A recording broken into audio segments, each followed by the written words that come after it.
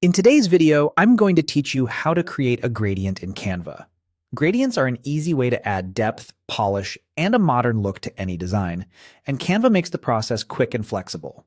With your design open, move your cursor to the left-hand sidebar and hover over the Elements tab. This is where Canva stores shapes, lines, graphics, and more. You'll see a search field appear at the top of the panel. In the search field, type Gradient Shape.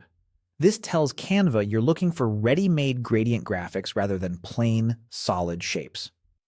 After you type your search, look just below the search bar and select the Graphics category. This filters out photos and videos so you only see vector-style gradient elements that are easy to recolor and scale without losing quality. Browse through the results and pick a gradient style that fits your design. You'll find circles, squares, blobs, abstract waves, and other shapes. If you're building a background, a wide rectangular gradient or a soft-edged blob often works well. For accents, try smaller shapes like circles or half circles. If you notice a crown icon, that marks pro content, but there are plenty of free options too. When you find the one you like, drag and drop it straight onto your canvas. Position it roughly where you want it to live.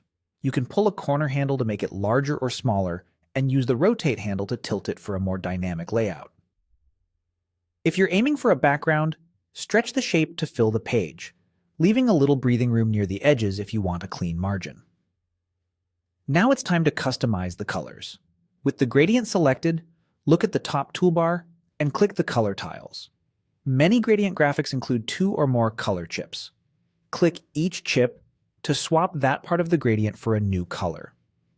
You can choose from your brand kit if you have one, recent colors, or open the color picker to dial in a custom hex code. Try pairing a bold accent with a softer complementary tone, or use analogous colors for a smooth, subtle blend. If a particular gradient doesn't show multiple color tiles, it may not be editable. Simply pick another gradient from the graphics results. Once you've set your colors, preview your design.